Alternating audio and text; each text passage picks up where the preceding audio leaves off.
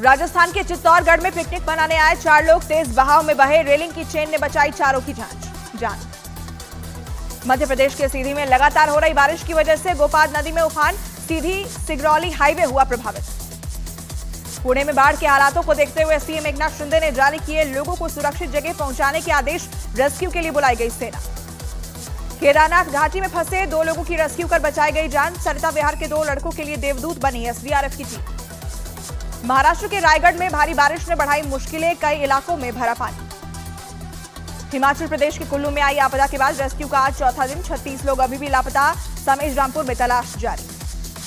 हिमाचल प्रदेश के कुल्लू में बादल फटने के बाद बिगड़े हालात, नदियों का जलस्तर बढ़ने से बाढ़ जैसे हालात। हिमाचल प्रदेश में बादल फटने की 3 घटनाओं में लापता मंडी से 6 लोगों के शव बरामद, 46 लोगों की तलाश जारी। मंडी में 27 घंटों की कड़ी मशक्कत के बाद खुला पंडोह डैम का 2 नंबर गेट, 130 टन के गेट को खोलने के लिए मंगवानी पड़ी 50-50 टन की 2 मशीनें। उत्तराखंड के सोनप्रयाग में लोगों के रेस्क्यू के लिए सेना ने बनाया अस्थायी ब्रिज, सोनप्रयाग से गौरीकुंड के बीच रोड कटने से फंसे हैं हजारों लोग। केदारनाथ मार्ग में फंसे यात्रियों का निकालने का काम युद्ध स्तर पर जारी, अब तक 9,099 यात्रियों का किया गया रेस्क्यू, करीब 1,000 यात्री अभी भी फंसे। महाराष्ट्र के कई जिलों में आज भारी बारिश का अलर्ट, मौसम विभाग ने पुणे, पालघर और सतारा के लिए जारी किया रेड अलर्ट, ठाणे, मुंबई, रायगढ़ और नासिक के लिए ऑरेंज अलर्ट। पुणे में डैम से हजारों क्यूसेक पानी छोड़े जाने से बढ़ा खतरा, कई इलाके हुए जलमग्न। महाराष्ट्र के नासिक में तेज बारिश की वजह से गोदा घाट पर बाढ़ जैसे हालात, कई छोटे मंदिर और आसपास का इलाका पानी में डूबा। मौसम विभाग ने दिल्ली, पंजाब, हरियाणा समेत उत्तर भारत में बारिश का अलर्ट जारी किया, हिमाचल और उत्तराखंड में लैंडस्लाइड की चेतावनी दी। मनाली कुल्लू नेशनल हाईवे 3 जगह से टूटा, ब्यास नदी में आई बाढ़ से क्षतिग्रस्त, प्रशासन और एनएचएआई मरम्मत में जुटे। उत्तराखंड के रुद्रप्रयाग में लैंडस्लाइड के बाद फंसे घोड़े और खच्चर, हेलीकॉप्टर से भेजा गया चारा।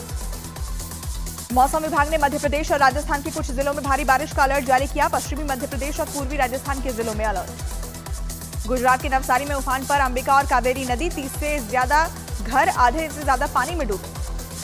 पश्चिम बंगाल के हुगली में उठा तेज हवा का बवंडर, कई जगह पेड़ जड़ से उखड़े, कई घरों को नुकसान पहुंचा। झारखंड के रांची में लगातार बारिश के बाद वाटरफॉल की बड़ी खूबसूरती, आकर्षक नजारों को देखने के लिए लोगों की जुटी भीड़। उत्तराखंड की केदार घाटी में आई आपदा में हापुड़ का रहने वाला एक लड़का भी लापता, 26 जुलाई को केदारनाथ के दर्शन के लिए हुआ था रवाना। महाराष्ट्र के ठाणे में पार्टी मनाने गए 5 लोग कार समेत तांसा नदी में बहे, डैम में अचानक पानी छोड़े जाने से बढ़ा था नदी का जलस्तर, 3 की जान बचाई गई। झारखंड के गिरिडीह में लगातार हो रही बारिश की वजह से उफान पर सोन नदी में अवैध खनन करने गए 4 ट्रैक्टर तेज बहाव में फंसे। केरल के वायनाड में अभी भी लापता लोगों की तलाश जारी, रेस्क्यू टीम ड्रोन की मदद से पूरे इलाके में चला रही है सर्च ऑपरेशन।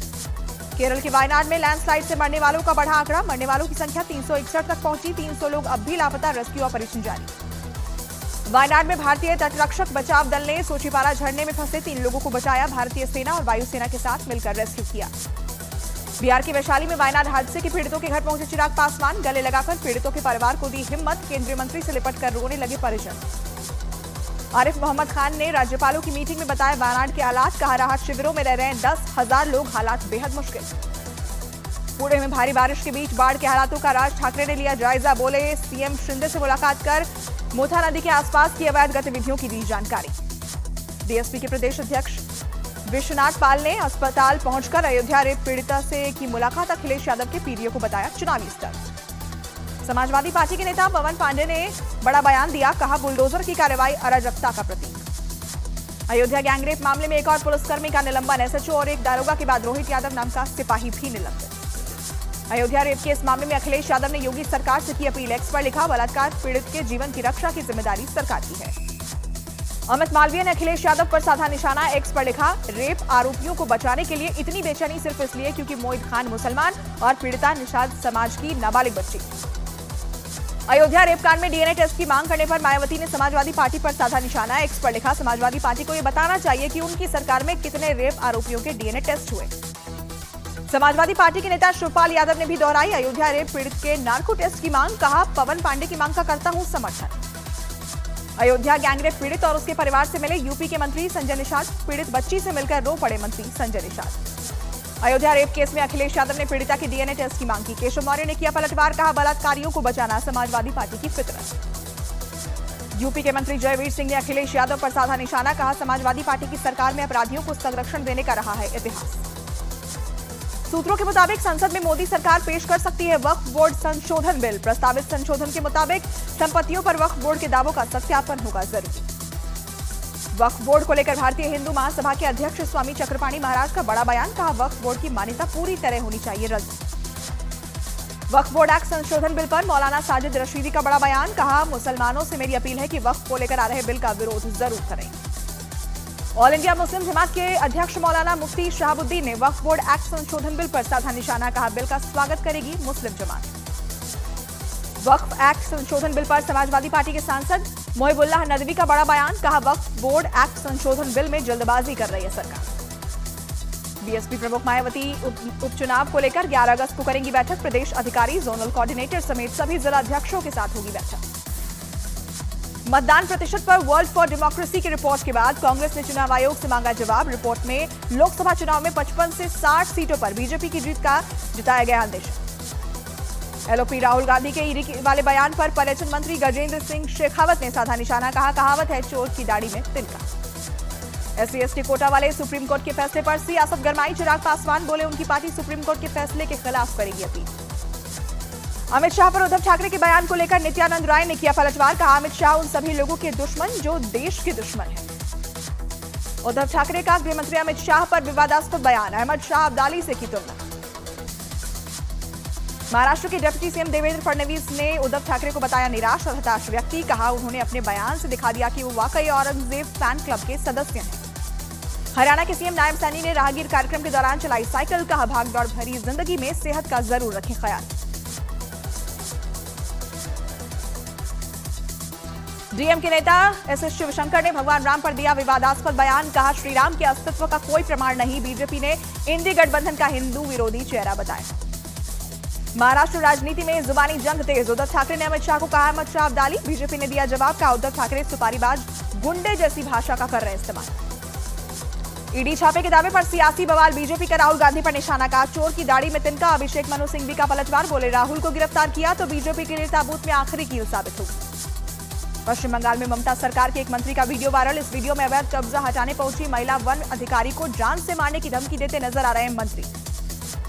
गोरखपुर में सीएम योगी ने जनता दरबार में सुनी लोगों की फरियाद। संबंधित अधिकारियों को शिकायतों के निस्तारण के निर्देश दिए। बीजेपी सांसद कंगना रनौत ने जाति जनगणना वाले मुद्दे पर राहुल गांधी पर साधा निशाना। कहा, जाति जीवी जिसे बिना जाति पूछे जाति गणना करनी है। दिल्ली बीजेपी ने आनंद विहार जोगी बस्ती में चलाया स्वच्छता अभियान। वीरेंद्र सचदेवा समेत तमाम बीजेपी नेताओं ने अभियान के तहत साफ की नालियां। आशा किरण शेल्टर होम मामले में सौरभ भारद्वाज ने उपराज्यपाल पर उठाए सवाल। कहा, भ्रष्टाचार में सस्पेंड रहने वाले अफसर को बनाया शेल्टर होम का प्रशासक। एसडी कार्यालय ने बयान को बताया गलत और भ्रामक। यूपी के इटावा में भीषण सड़क हादसे में 7 लोगों की मौत। लखनऊ आगरा एक्सप्रेसवे पर बस और कार के बीच टक्कर से हुआ हादसा। इटावा हादसे पर यूपी के सीएम योगी आदित्यनाथ ने जताया दुख। अधिकारियों को दिए घायलों और मृतकों के परिवार की मदद के निर्देश।